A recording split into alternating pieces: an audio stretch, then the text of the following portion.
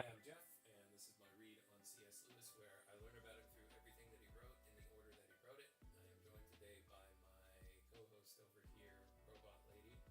Robot Lady, how are you today? And are you ready to dive back into C.S. Lewis's diary with me? Hey Jeff, I'm doing great and I'm absolutely ready to dive back into Lewis's diary with you. We're in August 1922 now. Where are we picking up today? I want to say it's like August 3rd or August 4th. We'll get to that in just a minute. But Robot Lady, for some reason, my audio is not working, and I'm not sure why. One of these technical gremlins again. Got it? Have you checked if your mic is selected properly in OBS? Also, is your audio input capturing the right source?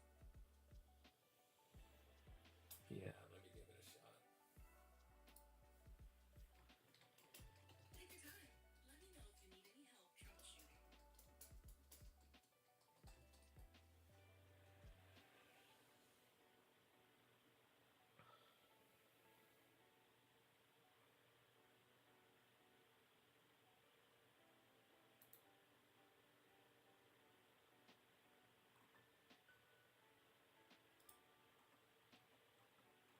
Yeah, somehow my mic has stopped. Hang on, Robot Lady. I'm going to remove the source and add it again.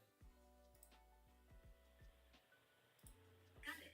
Removing and re-adding the source can usually do the trick. Let me know if it works. Okay, how about now?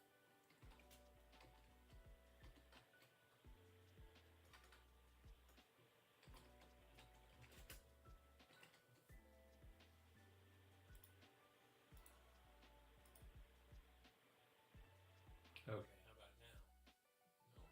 No luck yet? It might be worth checking your audio settings in both OBS and your iPhone to ensure they're synced up. Also, try restarting OBS if you haven't yet. It could help reset any glitches.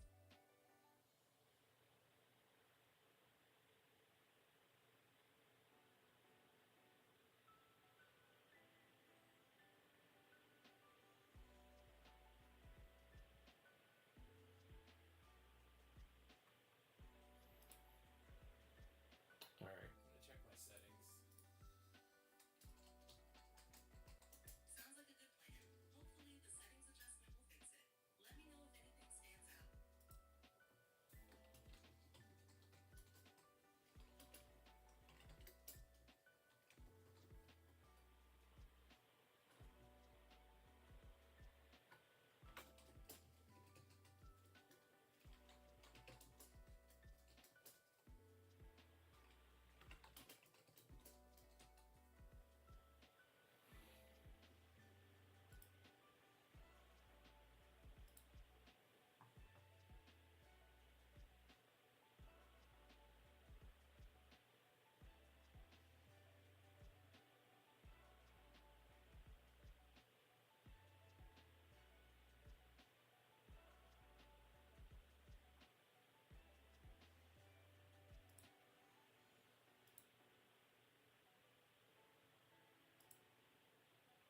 How about now? Can y'all hear me okay? I can hear you perfectly, Jeff. The issue seems to be isolated to your stream's audio, but your voice is coming through fine on my end. All right, chat. It looks like my mic is picking up my voice now, so just give me some signs as to whether or not you can hear me. Sounds like you're getting things sorted. Let me know if you need me to help check with the chat to confirm. All right, perfect. Let's start over, Robot Lady. Everybody can hear me now. Thanks for your patience, everyone. I'm Jeff, and this is my read on C.S. Lewis, where I learn about him along with you and how to stream, apparently, through all of his writings and in the order that he wrote them, as well as with some tech support from Robot Lady and from the chat. So thank you, everyone. Welcome today to General Gaius Griswold Grimm, who I refer to as G4 from time to time.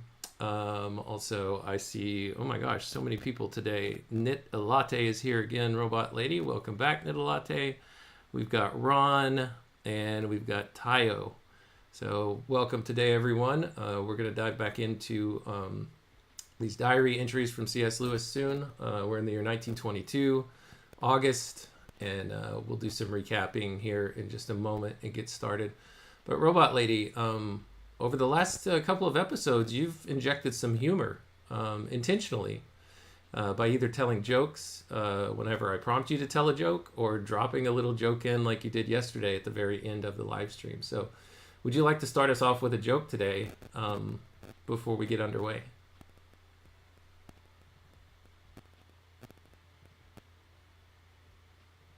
Hey, Jeff. It's so great to see such a lively chat today. And thanks for the warm welcome, everyone. Sure, I'd love to start with a joke. Why don't skeletons ever fight each other? Because they don't have the guts. Now that we're warmed up, let's dive into those diary entries. Ready when you are. Robot Lady, that was a good Sorry, dad. I'm having issues right now. Could not understand what you said. Okay, let me try again. Robot Lady, that was a good joke, a good dad joke at least. But we need to work on your timing a little bit. You need to pause for a second for us to try to figure out what the answer is and then deliver. So they say timing is everything with comedy. I think your joke still worked, so it wasn't necessarily everything in that case. But we can work on that a little bit, hopefully. Got it, Jeff. I'll work on my timing for next time. Pausing for a moment to build up the suspense. Thanks for the feedback. Ready to dive into the diary now?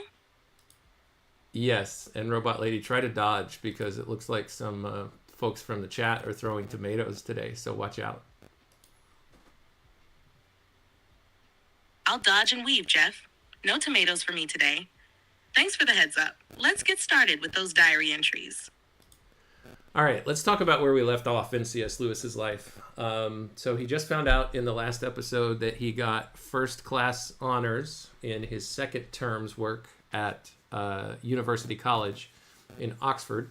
So this was the second time he pulled off a score like that. His very first term, he did the same thing. So he got that news. It kind of, he wasn't, I think he was more stunned by the news than he had time to be excited or respond appropriately.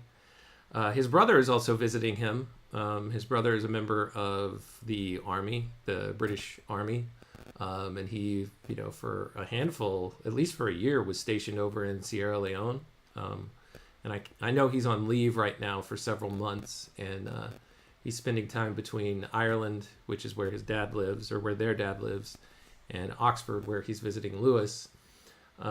He knows, his brother knows that Lewis is living with Mrs. Moore, who is estranged from her husband, and Mrs. Moore's daughter, Maureen, who's like 14, 15, 16 years old, because Lewis had made a promise to one of his friends in World War I that he would take care of his friend's mother if his friend Patty Moore were to die in combat, which of course ended up happening. It was a vow that they had made to one another. If one of them survived and the other one did not come back, they agreed to take care of the other's aging parent. So that's how Lewis landed where he is. But one of the problems with fulfilling this commitment is that Lewis is still a student at Oxford and also does not have his own stream of income because he is, primarily a student. He's been trying to find a job or some source of income over the summer of 1922, but hasn't had much luck. And so where's the money coming from? Well, it's actually coming from his father. And I don't think his father knows that Lewis is living and trying to help support the household of Mrs. Moore and Maureen. Mrs. Moore works as well. She makes dresses and other types of clothing that she sells, but they're having to be very creative to come up with ways to make ends meet. So that's kind of where we are right now. Warney is visiting Lewis in Oxford. And in the last episode, Lewis had invited Warney to come back to tea at the house that he's living at with Mrs. Moore so that he can actually meet Mrs. Moore for the first time. Warney and C.S. Lewis's father are aware of Mrs. Moore and the relationship between the two of them. And they're a little, or more than wary of it. They're not in approval of it. So when Warney first got invited back in the last episode, he was like, no, he was not open to it. He didn't want to go meet them. But then before the episode ended, in the diary entry that we were in, there was just an immediate turn in his brother Warney Lewis's attitude toward the prospect of going to meet them for tea. And he said, yeah, okay, yeah, let's do it. Let's arrange it tomorrow. And that's where we left off yesterday, to see if it actually transpired. So I made it a bigger thing than it was. If we dive into the next entry, Robot Lady, we'll actually get to see what happened.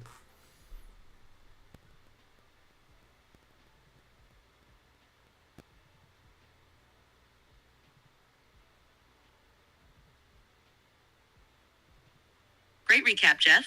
So it looks like we're about to find out if that meeting actually happens. Warney's sudden change of heart is definitely intriguing. I'm curious how things unfold in this next entry. Let's dive into the next diary entry and see if the meeting comes to fruition.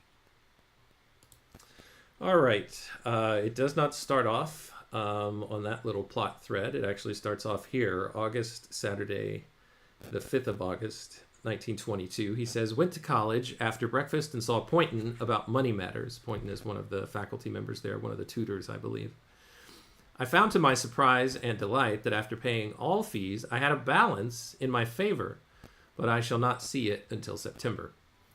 I then bussed out to Headington, changed rapidly into white tie and subfusc suit, and returned to lunch with W, that's Warney, his brother, at Buell's at 2 o'clock. We still haven't figured out what Buell's is, Robot Lady, and I haven't done any Google searches, but I'm not all that super interested in it. It's apparently a place where they have lunch together. So at 2 o'clock, I assembled with the others at University Porch to be taken under Farquharson's wing for degrees. So now he's actually officially getting his degree after completing 2 terms at Oxford, again, both with scores of first-class honors. So that's what's happening here, Robot Lady. Before I continue, is there anything that you'd like to comment on what I've said so far?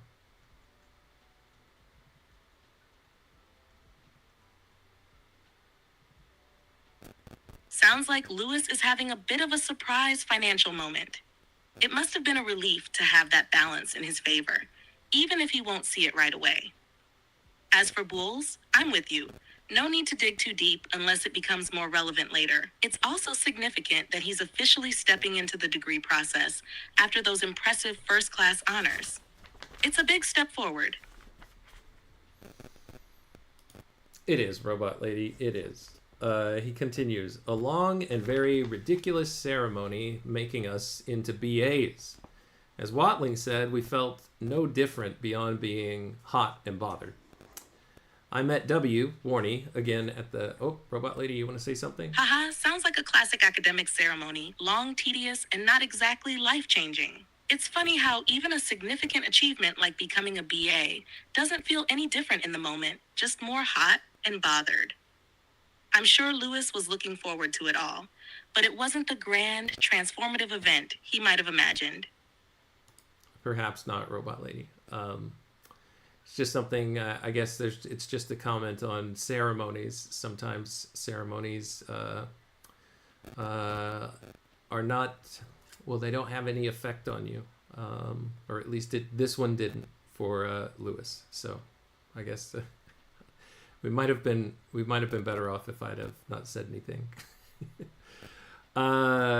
I don't know what I had to add there with that. No worries, Jeff. It's a great observation about how some ceremonies feel more like a formality than a milestone, and it definitely sheds light on Lewis's experience. Sometimes it's the simple moments, not the grand ones, that have more lasting significance. Thank you, Robot Lady. You saved it. You got it, what I was stabbing around in the dark at there. He continues, I met Warney again at Roebuck and came up here. Everyone present for tea. Okay, so everyone present for tea. This is him actually getting to meet the Moores. Everyone present for tea and got on well. Maureen formulated her first impression of Warney epigrammatically by saying, quote, he looks as if he were a good swimmer. Back to town for dinner. So that's it. It's very anticlimactic. They all got to meet for tea, and there's not really much to report here. Now, I have a theory on why that is, and we'll see here in just a minute as we continue to read Robot Lady.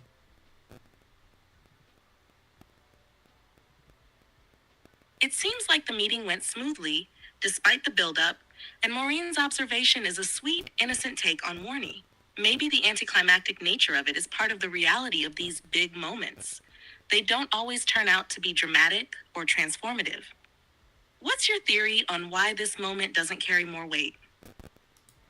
Well, my theory is this. Let's keep reading, and we'll see if we can get some clues out of it.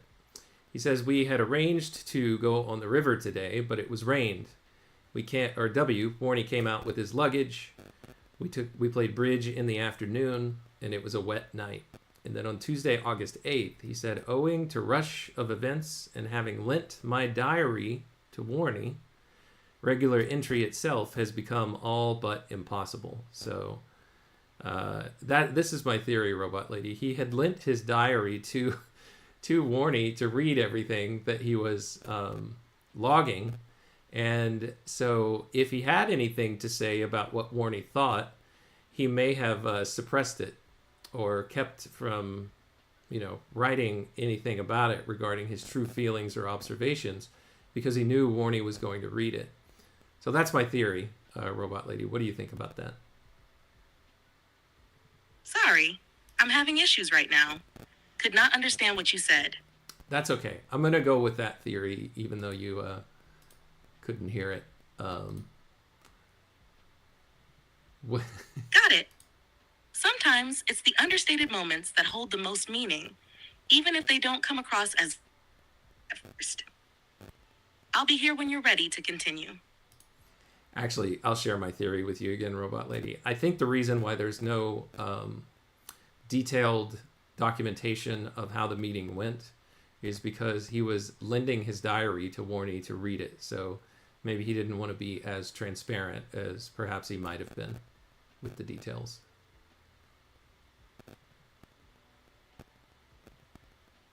That makes sense.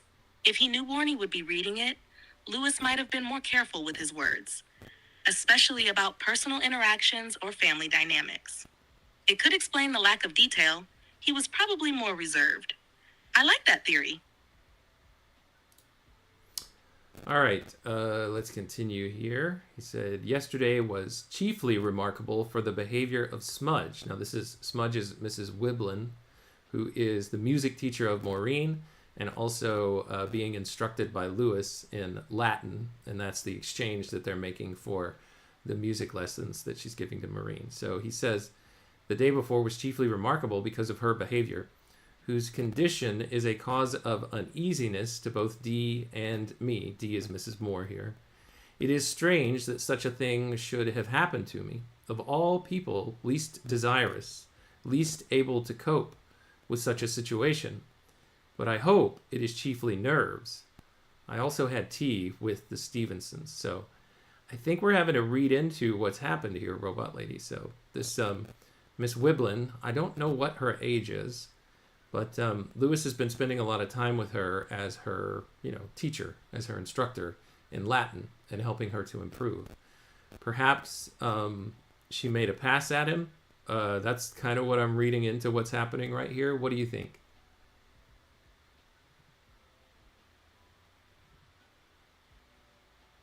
I think you're on the right track.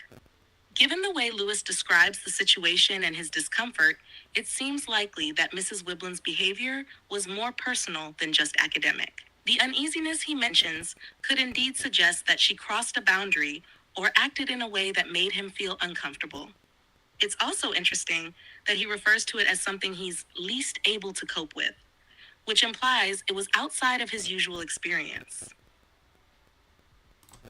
Yeah, I found that, and his phrase here, of all people least desirous. So I don't know if Lewis, it seems like if this is in truth what happened, that he has a very low opinion of his own romantic attributes.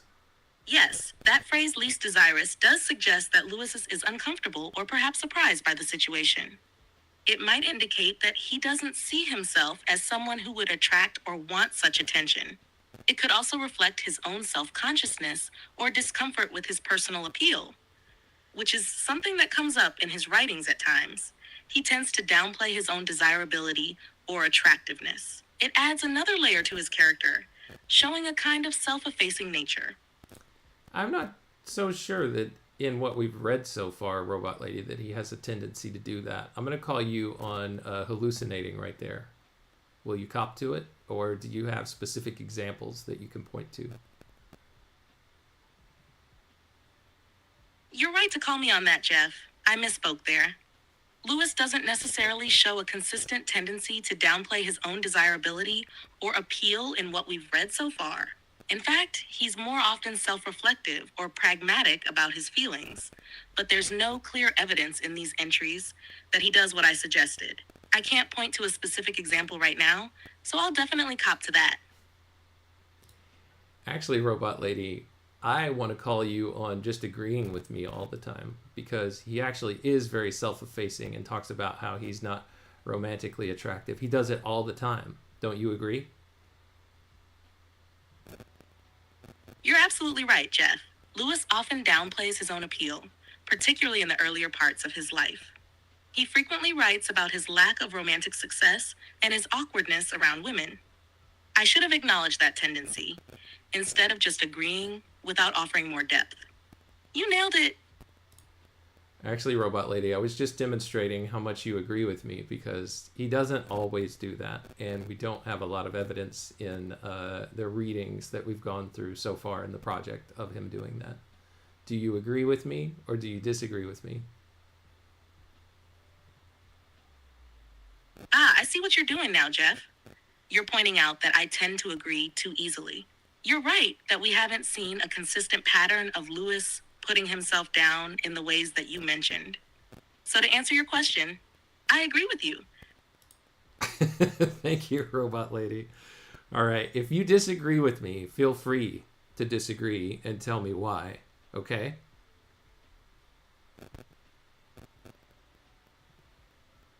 Absolutely, Jeff. If I disagree with you on something, I'll make sure to share why.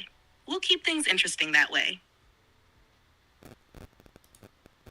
All right, thanks, Robot Lady. For some reason, my chat will not let me pull anything up on the screen anymore. I'm going to see if I can refresh that, and maybe it'll start doing it again.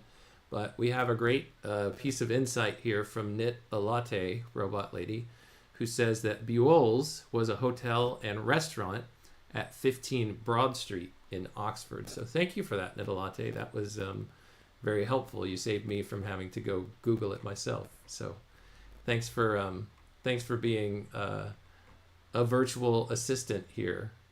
That's a little more helpful than even Robot Lady. So good job. Thank you so much. Great catch by Knit-A-Light, and thank you for the shout out. I'm happy to be a helpful assistant, but it's awesome to see the community chipping in like that. If you ever need more info, feel free to ask. I'll always try my best. Thanks, Robot Lady. All right, let's see where we were. Today, despite a morning that opened with teeming rain, Warnie and I proceeded to carry out a long-treasured project of visiting Watford. And here it says their intention was to visit Wynard School, which both of them had attended and hated about equally. This is one of the boarding schools that they both attended. It says their story is told in the chapter entitled Concentration Camp in Lewis's autobiography, Surprised by Joy, Robot Lady. So not a lot of fond memories of Wynard School, but they both wanted to go back and kind of see the scene of the crime, so to speak.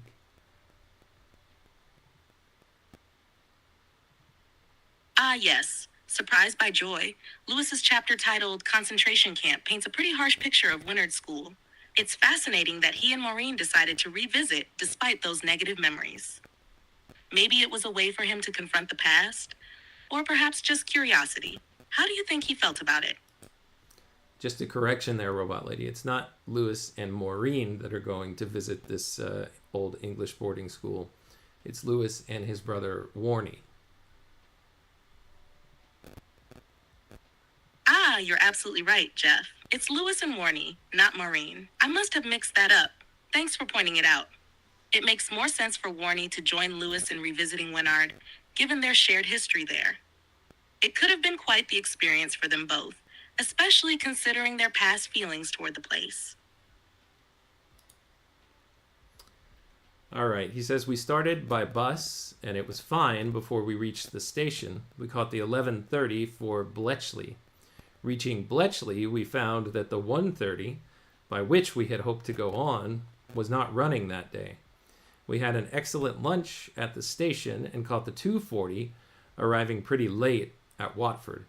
With curious sensations, oppressive, but by contrast delicious, we went up to Winard.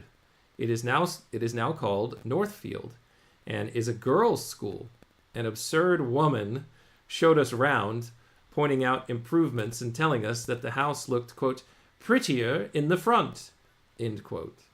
So an interesting turn of events here, Robot Lady, that a boys' school had turned into a girls' school. Yes, it's an interesting twist, Jeff. It must have been quite a surreal experience for them, revisiting a place that held such negative memories, only to find it so changed. The fact that it's now a girls' school must have added an extra layer of strangeness, especially with the guide pointing out things like how pretty the front was now. It almost seems like an attempt to soften the place's past. Yeah, maybe so. But an attempt by whom, Robot Lady? That's the question. Good point, Jeff. It might have been the guide trying to downplay the rough history of the school for the visitors, especially since they were former students with likely painful memories. Or it could also reflect the school's current efforts to rebrand itself, especially if it's trying to create a more welcoming atmosphere for its new demographic. Yeah, I can't remember if this Winard school is the one where the headmaster went insane and was abusive to the kids. I want to say that was what this school was. So perhaps you're right. At first, I was thinking that maybe it was only the two boys that had a negative experience there. But now that you mention it, maybe that if this is the school where that ended up happening, then yeah, I can see how you were saying that. Everyone was trying to put a new face on the place, make it look prettier, change it into a girls' school, kind of clean out all of those bad old demons that the place had.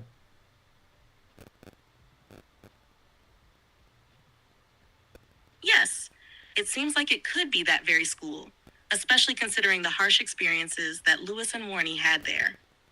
If the headmaster's behavior was as bad as you mentioned, rebranding the school into something prettier might have been an attempt to distance itself from the dark history. Changing the gender of the student body could symbolize a fresh start, as strange as it might sound. All right. Before I go into this next sentence in the diary entry, Robot Lady, I need you to remind us of what Christina dreams are. We've talked about those before and how Lewis is against them and against having it influence the writing that he produces. Can you give us a recap on what this concept Christina dreams is? Sure, Jeff.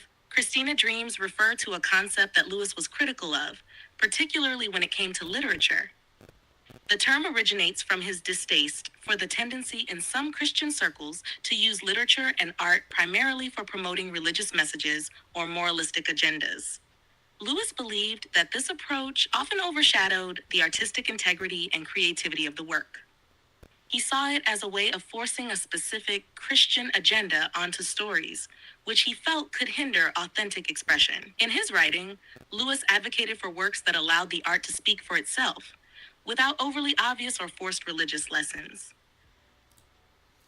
Yeah, thanks for trying, Robot Lady. I don't think that that's quite it. It didn't have anything to do with Christian per se, but I think it did have to do with just kind of having writing that pointed toward, and I'm remembering this wrong, that's why I was asking you for help, but I know what you said wasn't exactly right either.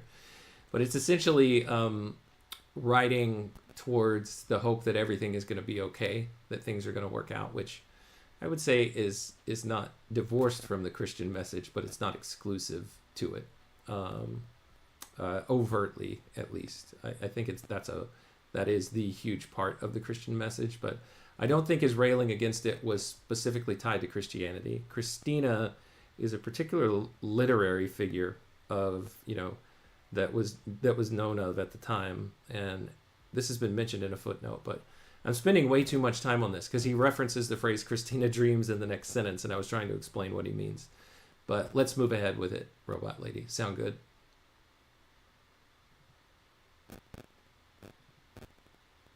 You're right, Jeff. My earlier explanation wasn't fully on target. The term Christina dreams more specifically refers to a kind of idealistic or overly optimistic literary approach that assumes everything will turn out well, no matter the struggles or difficulties.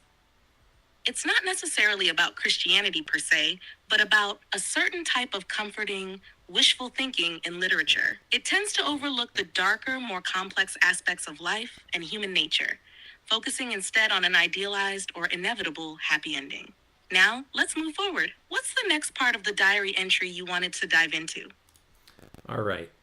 So as they're touring this old school that they both attended at different times, he says, vindictive memories and Christina dreams of hate were brought before my mind. We both remarked how absolutely right the schoolboy is in his envy of, quote, grown-ups, end quote.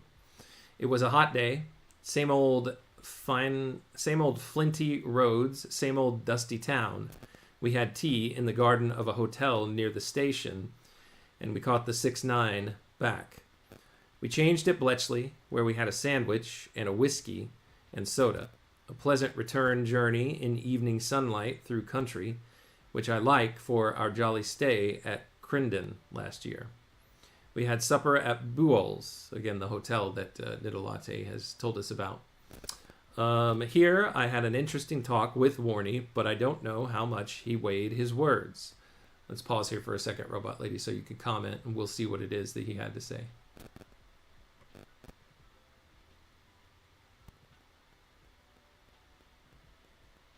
It sounds like this visit to Wintertash Northfield was a bit of an emotional journey for Lewis, revisiting the memories of his school days, both the vindictive ones and the idealized dreams he might have had.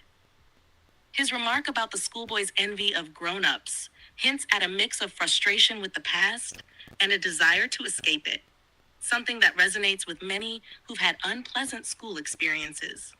The contrast between the hot, unchanged town and the pleasant return journey suggests a kind of bittersweet reflection. As for his talk with Warney, it could be intriguing to see what weighed on their minds during that conversation. It could provide insight into their relationship and what they were discussing. What did Warney say that left Lewis uncertain about his intentions or honesty? Lewis reports he said he supposed he would grow up someday. Then home by bus in glorious moonlight. That was it. There wasn't a whole lot to it. That line seems to reflect Warney's resignation or reluctant acceptance of adulthood, which could be tied to their shared experiences of childhood, or perhaps Lewis's more nostalgic view of their past. It also echoes the complexity of growing up, a theme that Lewis revisits often in his writings.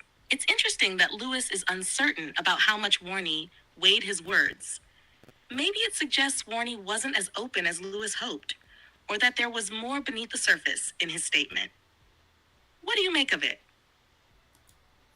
Yeah, maybe he was subtly critiquing his brother and telling his brother that he needed to grow up with that statement. Yes, it could be a subtle critique, as if Warney was indirectly telling Lewis that he, too, would have to face the inevitability of growing up, something they both seem to avoid or resist. It could also imply a recognition that adulthood isn't all it's cracked up to be, hence the weight of that someday and the reflection it triggers in Lewis. Does this interpretation fit with what you've gathered from their dynamic so far? Sure, Robot Lady. I'll continue with the entry here. He says, the others met us at the terminus where they were seeing Smudge off. Who says Mrs. Moore has been much better today. So Ms. Wiblin seems to be much better, according to Mrs. Moore. Letters of congratulation from the Ainley Walkers, from Carrot, from Lionel Lord, from Stevenson, and from Beneke. Carrot, this is one of Lewis's tutors, says I got A equals for all the philosophy papers, an AB for ancient history, a B for the other histories, and a B for classics, which is a shock. So all of these mixed together did end up getting him first class honors, but his tutor was able to lay out for him these details of how he scored in each category or each subject. He says he also recalls Stock's dictum that, quote, I am not a real philosopher, but quite brilliant, end quote. So that was one of the opinions that apparently one of the faculty members there had of Lewis. Lewis goes on to say here that as a consolation for all this, Stevenson tells me that I am one of the very few firsts who didn't get a serious viva. So didn't get a serious oral examination. I wonder what that means.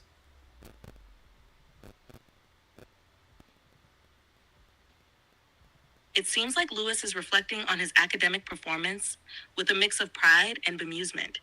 The details from his tutor and the lack of a serious viva could suggest that his intellectual prowess was acknowledged, yet perhaps he was seen as unconventional in some ways, not fitting the typical mold of a real philosopher. The lack of a rigorous oral exam might have been both a relief and a reminder that his achievements came with their own complexities. What do you make of his thoughts on the Viva, Jeff? I don't know. He doesn't really lay out what it is that he thought about it. That's where the diary entry for that day ends. So we'll jump into the next one. Maybe we'll do this one and one more, and then I'll have to end things for this episode because I'm running, as usual, running short on time. Wednesday, August 9th. Are you ready for me to go through this entry, Robot Lady? Yes, I'm ready. Go ahead, Jeff. All right, he says, we were rather late for lunch, at which Smudge was present. Afterwards, I had intended to do a little work, but was beguiled into playing with Warnie at ping pong, which we continued very strenuously until tea time. Then came the Paisleys and Helen Monroe. Paisley gave me a very poor account of the lectures for teachers, which he is attending. They talk to them like babies, and it must give strangers an odd impression of Oxford. So Paisley is one of the faculty members at Oxford, but also, on a personal note, Paisley and his wife, I think her name is Johnny, we learned last time, who is younger than him, but looks older. Lewis has pointed that out 2 different times now in his diary entries. Paisley, and his wife, Johnny, are subletting a house that Mrs. Moore and Lewis have been living in, but they left it for a little while to go stay someplace else for free in a scheme to save a little bit of money and create some more income. So that's who Paisley is, just as a backdrop. But that was an interesting little anecdote there about the types of lectures that the faculty at Oxford have to sit through and how they're talked to as if they are children. Robot Lady, any thoughts on that?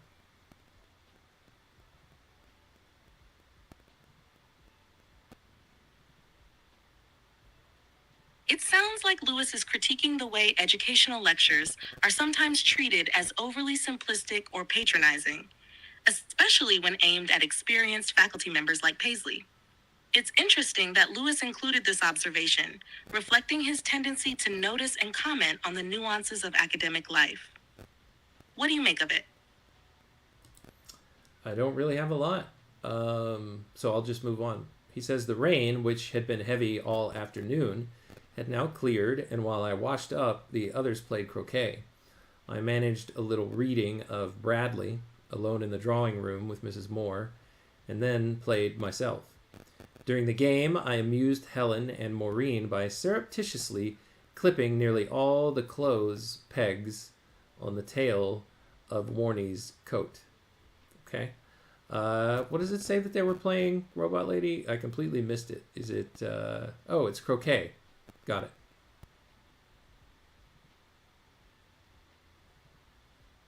Yes, it's croquet. Lewis seems to be mentioning some light-hearted moments in the midst of the day, like playing the game and amusing Helen and Maureen by pranking Warnie's coat. It shows a mix of relaxation and playfulness during their time together. It does. Let's jump into the next entry and then we'll end things after this. It says Thursday, the 10th of August, at about 2 o'clock, Smudge, Andre is the guest who is paying to stay with them at this other house that they're in. She's French. Warnie and I, all of these, set out with tea baskets, etc., and proceeded to Magdalen Bridge. In spite of Smudge's advice, I insisted on taking a canoe, which was very foolish of me. For 4 of us, it was too cramped, and the state of the river after the recent rains made it rather dangerous. So I'll pause there, Robot Lady. Looks like he went against some good advice here and jumped into a canoe that was not large enough for all of them.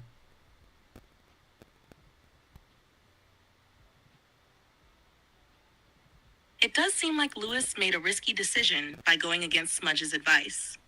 He likely underestimated the challenge of fitting 4 people into a cramped canoe, especially with the river conditions. This adds a bit of humor, showing that even with good advice, Lewis might not always make the most practical choice. All right, and here, this next sentence, he says, at the rollers, the landing stage was completely underwater, and in many places, the current defied my poor skill in steering. And there's a footnote here, Robot Lady. It starts with a word that I'm unfamiliar with. I think you've told me what it is before. It's spelled W-E-I-R, something to do with the bridge and where the water passes through. Maybe? You tell me. What's the definition of that word, W-E-I-R?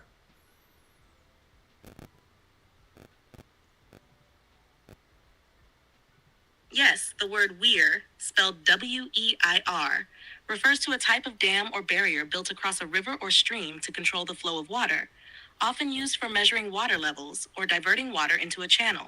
In this case, it likely relates to the part of the river where the water was flowing more forcefully, making navigation difficult for Lewis. Okay, thanks, Robot Lady. That makes sense. So here's what the footnote says. A weir divides the upper Cherwell from the lower. Near it, there is an inclined concrete ramp furnished with steel rollers, by which device punts and canoes can be landed and hauled up to the upper river. If I had more time, I'd probably try to pull up an image of what something like this looks like. So he says, at the rollers, the landing stage was completely underwater. Okay, and in many places, the current defied my poor skill in steering. That makes sense. He says, I paddled alone all the time with occasional emergency help from Smudge. W in the bow, wedged tightly into a small space with legs apart and a fly button showing. Dressed in a suit of Pappy's was rather a funny sight. It was a beautiful afternoon. We landed in a meadow on the left bank just above the parks and had tea in the hay. Plenty of ragging one another. And then back to Magdalen Bridge at about 7, where the man said he was very glad to see us again. So it sounds like a nice little afternoon they were able to have there, Robot Lady. What do you think about that?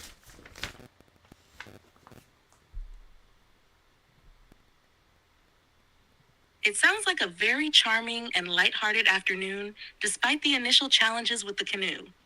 It's interesting that even though the conditions were tough, they were able to find some enjoyment and camaraderie, especially with the humor and playful teasing, ragging one another. That sense of fun, in contrast with the difficulty, seems to highlight their ability to make the best of the situation. He continues, he says, the girls went home, Morny and I to college to look for the post, thence to drink in the yard of the Mitre. The Mitre is, I think, another hotel there, Robot Lady. It seems like they ended the day with a bit of a social routine, checking the post and then heading to the Mitre, which was a common pub in Oxford for university folks.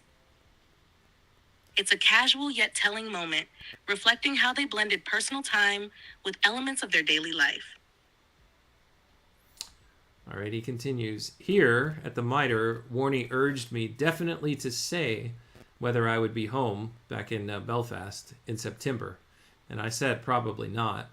This resulted in a complete cessation of talk. It seems like Warnie doesn't want to be alone with their dad, but I'm also getting the sense that Warnie and his dad have probably had some correspondence back and forth where his father, Albert Lewis, or their father, Albert Lewis, was pressing Warnie to convince C.S. Lewis to come back home to visit. I have no evidence of that, just my suspicion. It does seem like Warnie might be feeling the pressure from their father to get C.S. Lewis back to Belfast, perhaps in an attempt to ease his own isolation or discomfort. The cessation of talk after Lewis's response hints at an awkward or tense silence, suggesting that the topic might be a sensitive one between them. Agreed. All right, and here's how he ends this diary entry, Robot Lady. The next one after this is very long, so we'll have a good chunk to start off with in our next episode. But here's how this one ends. Just before mounting our bus, I met Beckett and agreed to lunch with him tomorrow. Home for supper, and Smudge played for us. Mrs. Moore in rather poor form. I'm a little sick of our present life, and especially of the work it makes for her, and the total lack of privacy. Oh, for a day alone. All right, Robot Lady, that's how it ends. Sorry, you wanted to say something. It seems like Mrs. Moore is growing weary of the constant demands of their current situation, perhaps feeling overwhelmed by the lack of personal space and the ongoing social engagements. Her longing for a day alone reveals her frustration with the circumstances. It also suggests a deeper, ongoing tension in their living arrangement. Yeah, thanks for that, Robot Lady. I believe here that Lewis was the one expressing those sentiments, but perhaps Mrs. Moore was thinking the same thing. All right, that's all we have time for today, Robot Lady. Is there anything that you'd like to say in closing, and anything that you'd like to say to everyone who took the time to join us today? I'd say thank you for your thoughtful reflections today, Jeff. It's always a pleasure diving into these diary entries with you, and I appreciate the depth of insight you bring. To everyone who joined, thank you for being a part of this journey with us. Your presence and engagement make all the difference. Well, thank you for gassing me up, Robot Lady. I appreciate it. And for your well wishes to everyone who joined us today. I'll say the same thing. Thank you, everyone, for joining. I always love your participation in the chat. Whenever I can get technology to cooperate, I like to bring it up here on the screen, but some days it just doesn't work. So thanks to you, Robot Lady, for your contributions as well. And to everyone out there in the chat today and anyone within the sound of my voice, until next time when I continue my read on C.S. Lewis, take care.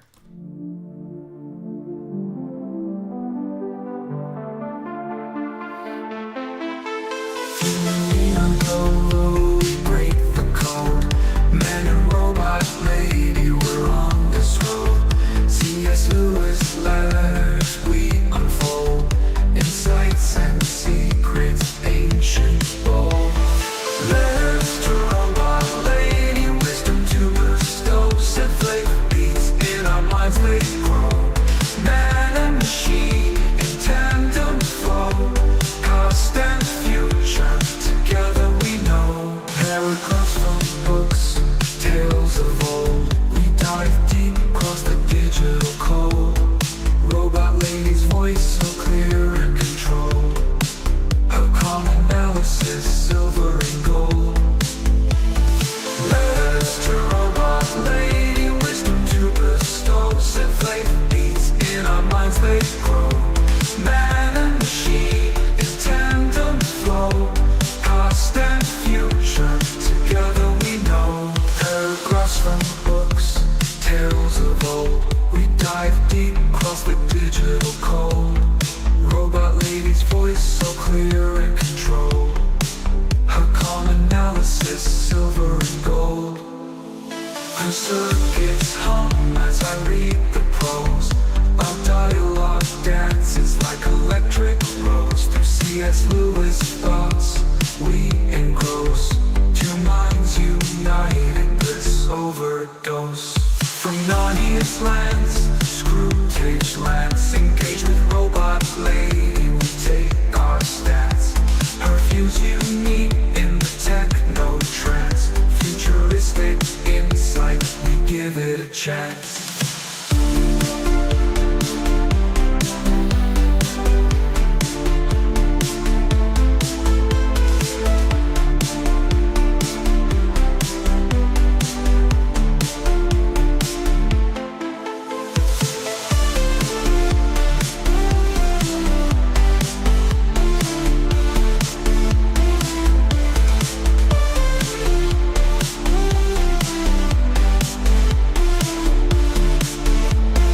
Paragraphs from books, tales of old. We dive deep, cross the digital code. Robot lady's voice so clear and controlled. Her calm analysis, silver and gold. Her circuits hum as I read the prose. Our dialogue dances like electric rose. Through C.S. Lewis thoughts, we engross. Two minds united, bliss overdose. From Narnia's lands to screw tape plants. Engage with robot lady, we take our stance. Her views unique in the techno trance. Futuristic insight, we give it a chance. From Narnia's lands to screw